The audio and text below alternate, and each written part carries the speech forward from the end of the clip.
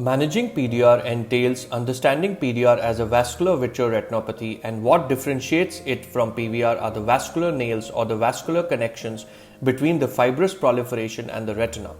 Presence of hemorrhage, and the most important is understanding of vitreoschisis. Vitreoschisis can be explained through this animation, where we understand the vitreous to be formed of the vitreous gel and the vitreous cortex.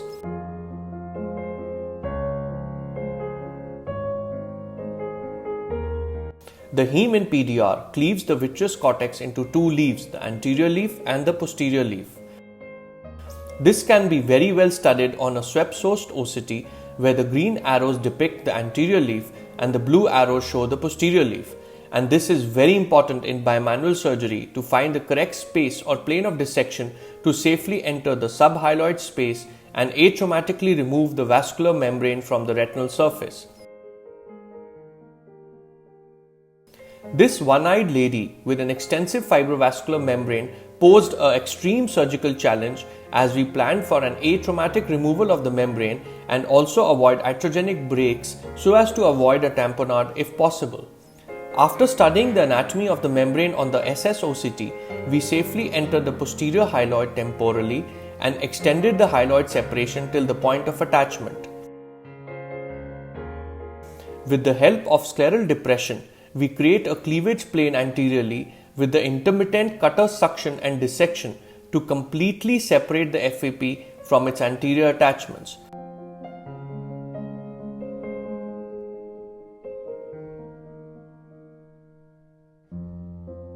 Bimanual surgery was then initiated in the right plane superiorly with the help of forceps and scissors. Very carefully, the vascular nails are identified and the membrane dissection proceeds.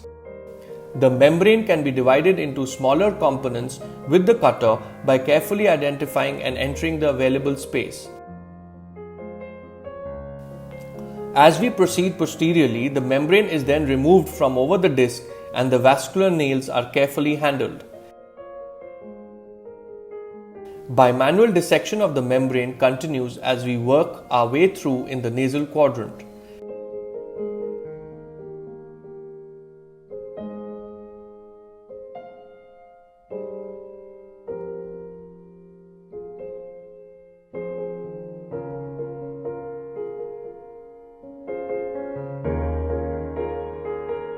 In areas of tight attachments over a major vessel where we encounter bleeds, dissecting the membrane first to relieve the traction can be done with the help of the cutter and scissors, as the cutter helps to grasp as well as clear the hemorrhage, giving us a better field of view. Next, the bleeder is also identified bimanually with the help of a suction cannula, which clears the field, and an endocautery is used to achieve hemostasis.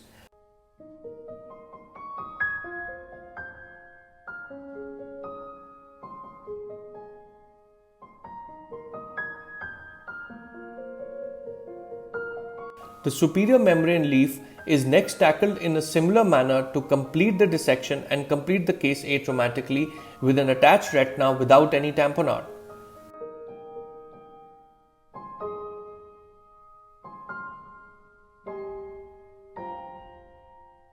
In this case, we handled a combined detachment with an extensive membrane. Here, the heme streak helps us to identify the right plane of dissection, and we bimanually tackle the membrane, identifying and cutting the vascular nails.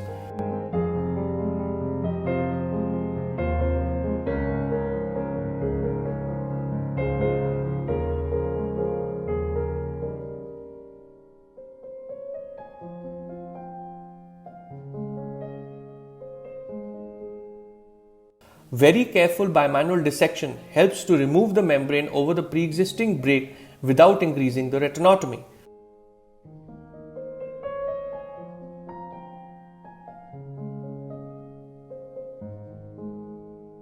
Fluid air exchange is done and the retina is settled, followed by retinopexy and gas tamponade. In the third case, we describe the use of contact lens for a clear view of bimanually dissecting a very adherent and tight membrane over the retina with underlying subretinal heme.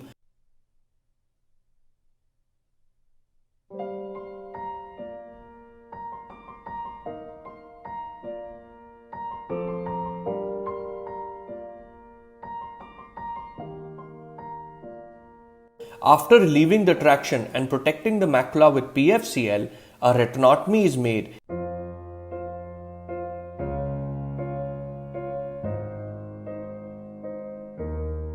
And again, by manual removal of the heme with the hand-in-hand technique with 2 forceps is done to achieve complete removal of the hemorrhage.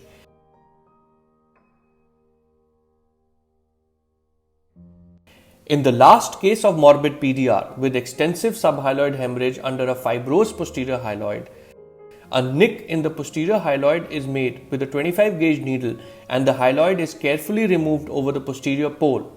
We extend the dissection from posterior to anterior, unlike other cases where we initiated the dissection anteriorly.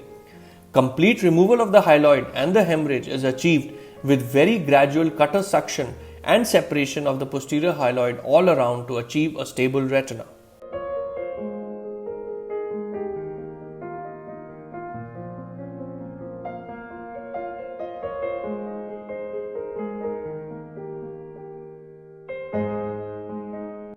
Understanding vitroschisis and identifying the plane of dissection preoperatively wherever possible and being on the lookout for that area of separation or the cleavage plane to enter the hyaloid, along with careful removal of the membrane bimanually with the cutter and scissors or forceps scissors, becomes the backbone of bimanual membrane surgery for proliferative diabetic retinopathy.